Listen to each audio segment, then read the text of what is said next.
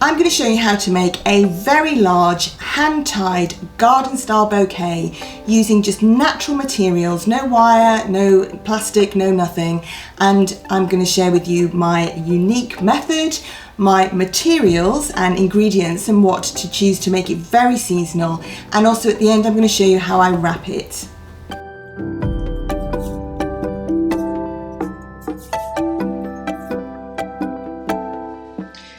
There's this method called the sieve method, and you have to look at your ingredients, and sometimes they need a sieve and sometimes they need something else.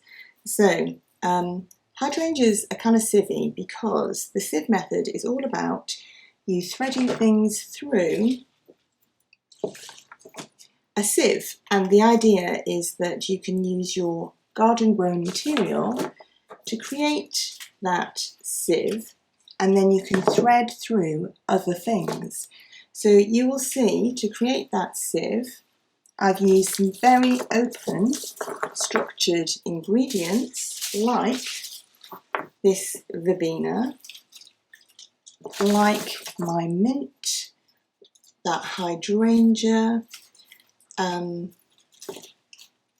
and this is for a very large anniversary bouquet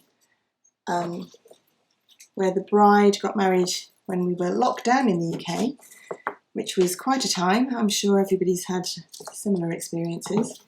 So because she had very seasonal blooms for her bouquet, I'm able to, in my cutting garden, go out there and pick what she had in her bouquet again, which is all of these colours and all of that season.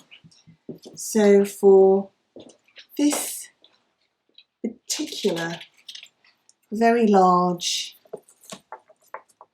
gardeny bouquet,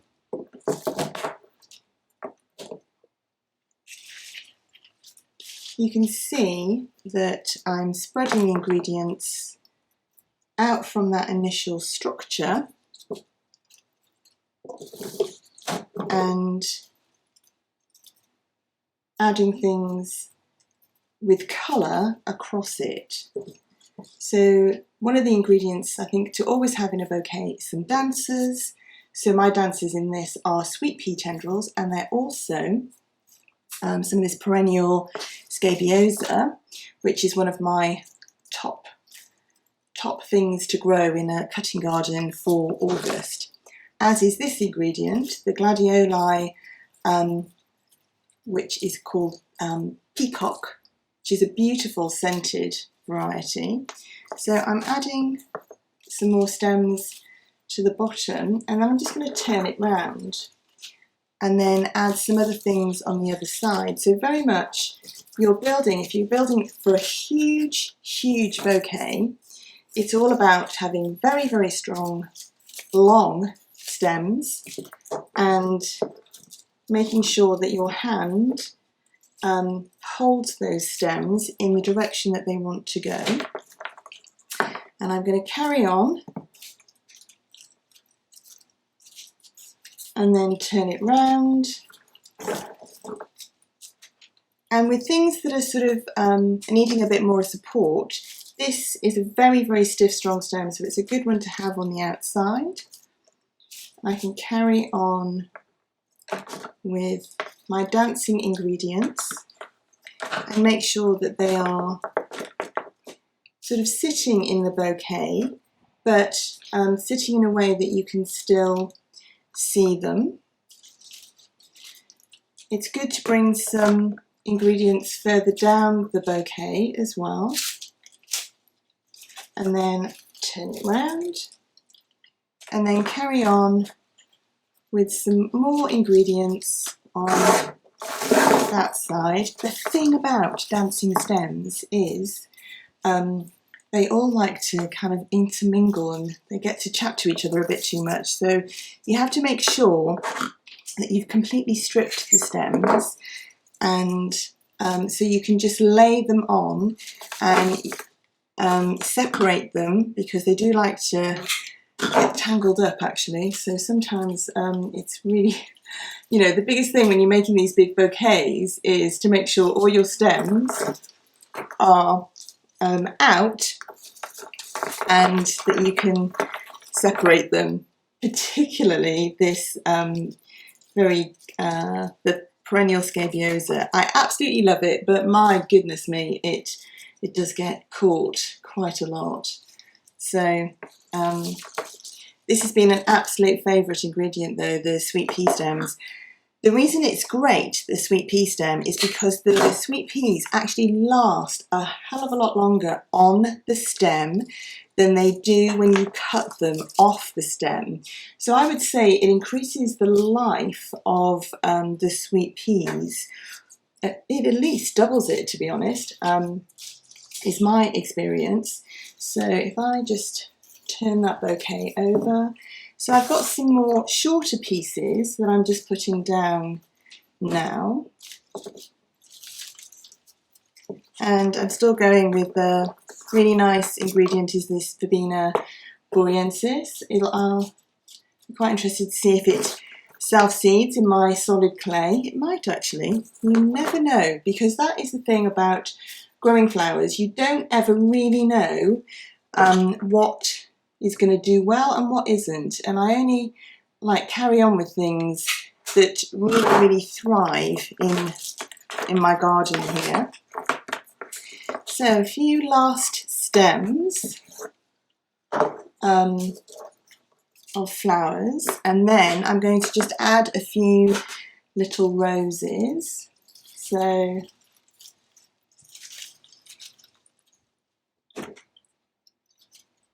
put that in there. I think we're done with that. So that leaf is too low down, so I'm going to cut that off. The big thing about making a big hand tie is you've got to make sure that your stems are super clean here, and you can see the shape of it there. I've got a nice open shape by using the direction and shape of the ingredients. And I've got these amazing garden roses that are just scent and season and lovely. And they have very stiff stems. So it's good to finish off with a very stiff stem. And they're obviously much smaller than a lot of these ingredients. So I can just lay them on the bouquet and use their stiff stems as a mechanic to make sure that when I tie off the bouquet, it's going to have a nice stiff stem, because sweet pea tendrils are a little bit soft. So if I'm going to put that rose there, it's been a good year for roses in some respects, because we've had a good amount of sun. So you can start to see that that just looks like a very gardeny bouquet. And then if I turn that over, I'm going to do the same on the other side. Sometimes you do wish you had a bigger hand. So at this point you do have to make sure you really keep hold of it, because otherwise it will collapse. And then you always have to make sure that you've got some string in your pocket to make sure that you can just tie it off. So I think one more rose. I'm trying to select a stem that isn't super spiky. So that's a good one. And I've stripped off all the roses' thorns before. So I don't know about you as a florist, you know, you sometimes have a rose stab and you just think, oh. So let me just thread that one through there. So that again is a very nice sort of finishing point. So I always like to use raffia, hook it on my finger, turn it round and tie it off. And I'm also going to show you how I gift wrap this bouquet with some really top tips on making it look rather lovely. Sustainability in wrapping is a controversial subject in some respects, but I think an essential piece is to start off with wrapping material that is actually ethical, eco, and from a sustainable source. So I get my craft paper from somebody that I trust is doing the paper thing in a responsible way. So I get rolls of it, and you know, in whatever country you're in, it's going to be very different for each of you. So I'm not going to recommend anybody. What I would say to you is do your research, because some people who say they're eco aren't. So I cut a piece like that, and I make 2 mountains.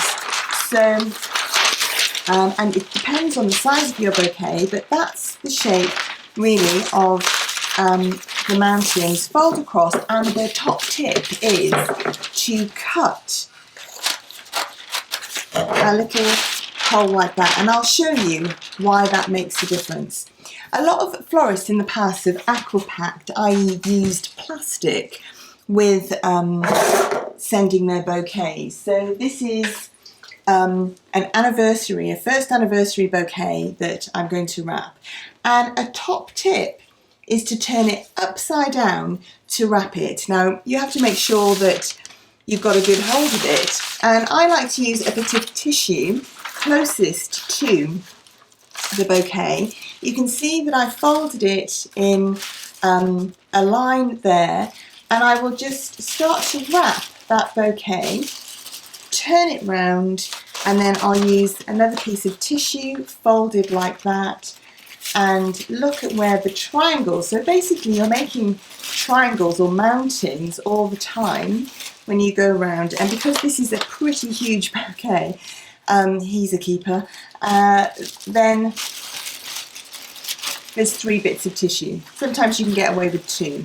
So now I'm going to come on to using my craft paper, and again it's the same method I'm using, and basically this is all about protecting the flowers when they arrive. So you can see that I've got quite long lengths of this brown tissue, and you keep holding it, and because you've got that cut in there, it allows you to not have a lot of bulk around the stem.